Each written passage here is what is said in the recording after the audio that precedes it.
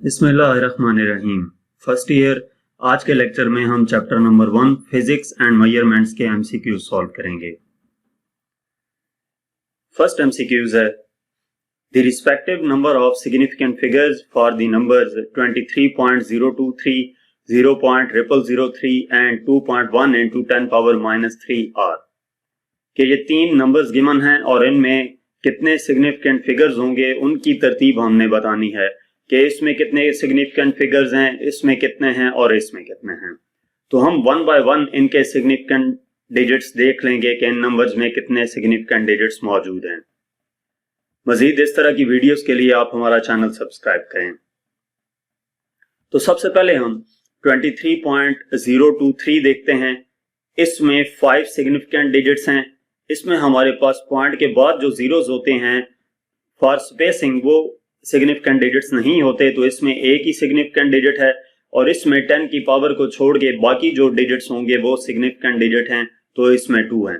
तो आंसर क्या बना 512, यानी कि ऑप्शन ए इसका करेक्ट है। नेक्स्ट एमसीक्यूज नंबर 2 है which among the following is the supplementary unit. इनमें से कौन सा सप्लीमेंट्री यूनिट है। तो हमारे पास दो किस्म के सप्लीमेंट्री यूनिट होते हैं, एक प्लेन एंगल जिसको हम रेडियन का नाम देते हैं और दूसरा सॉलिड एंगल है जिसको स्टी रेडियन का नाम दिया जाता है। तो ये इसका सी ऑप्शन करेक्ट होगा, solid angle. Next MCQs number 3 है the unit of solid angle is. Solid angle का यूनिट क्या है, सेकंड, स्टी रेडियन, किलोग्राम या कंडेला। तो जो सप्लीमेंट्री यूनिट्स हैं दो, उनमें से प्लेन एंगल का यूनिट रेडियन है जबकि सॉलिड एंगल का यूनिट स्टी रेडियन होता है, तो इसका बी ऑप्शन करेक्ट होगा। नेक्स्ट एमसीक्यूज नंबर 4 है the quantity having the same unit in all system of unit is. वो क्वांटिटी जिसका यूनिट जो है वो तमाम सिस्टम ऑफ यूनिट्स में सेम रहता है, वो कौन सी क्वांटिटी है। तो हमारे पास डिफरेंट सिस्टम ऑफ यूनिट्स हैं जिनमें सबसे पहले एसआई है जिसको सिस्टम इंटरनेशनल कहा जाता है, एफपीएस है फुट पाउंड सेकंड, सीजीएस है सेंटीमीटर ग्राम सेकंड और एमकेएस है मीटर किलोग्राम सेकंड। ये हमारे पास 4 किस्म के एसआई जो यूनिट्स हैं, सिस्टम यूनिट्स हैं। इनमें से जो टाइम है उसका यूनिट हर जगह पे सेकंड ही रहता है, वो चेंज नहीं होता। तो इस वजह से बी जो ऑप्शन है ये करेक्ट होगा। नेक्स्ट एमसीक्यूज नंबर 5 है random errors can be eliminated bye. Random errors जो एरर्स की टाइप्स हैं उनमें से जो रैंडम एरर है वो अगर कभी किसी कैलकुलेशन में आ जाए तो उसको कैसे रिमूव किया जा सकता है। तो उसका तरीका यह है कि हम नंबर ऑफ ऑब्जर्वेशंस लें, यानी कि रीडिंग्स 3-4 बार लें, मिनिमम ऑलमोस्ट 3 बार लेने के बाद उनकी एवरेज कैलकुलेट कर लें, मीन कैलकुलेट कर लें, तो वो हमारे पास क्या आ जाता है, उसको एलिमिनेट करने का मेथड है रैंडम एरर को।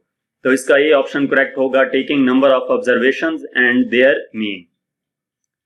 नेक्स्ट एमसीक्यूज नंबर 6 है systematic error can be either positive और negative, positive only, negative only और जीरो एरर। जो सिस्टमैटिक एरर है वो किस तरह का हो सकता है। तो सिस्टमैटिक एरर पॉजिटिव भी हो सकता है और नेगेटिव भी हो सकता है, इन दोनों में से कोई भी इसकी वैल्यू हो सकती है, तो इस वजह से इसका ए ऑप्शन करेक्ट होगा। 7 एमसीक्यूज है MLT-2 is dimensional formula of. इनमें से ये किसका डायमेंशनल फार्मूला है। तो हम इनका 1 बाय 1 अगर डायमेंशनल फार्मूला लिखें तो स्ट्रेन जो है उसका कोई डायमेंशन नहीं होती, डिस्प्लेसमेंट का डायमेंशन L, फोर्स का डायमेंशन MLT-2 और प्रेशर का डायमेंशन ML-1T-2 होता है। ये आप साइड पे नोट कर सकते हैं, जब आपके पास एमसीक्यूज आए तो इनका आपने 1 बाय 1 चेक कर लेना है कि कौन सा डायमेंशन है। तो इनमें से फोर्स का डायमेंशन हमें गिवन है, तो इसका सी ऑप्शन करेक्ट होगा। नेक्स्ट एमसीक्यूज नंबर 8 है which of the following pair has the same dimensions. इनमें से किस पेयर की डायमेंशन सेम है। Moment of inertia and torque, impulse and momentum, surface tension and force, specific heat and latent heat.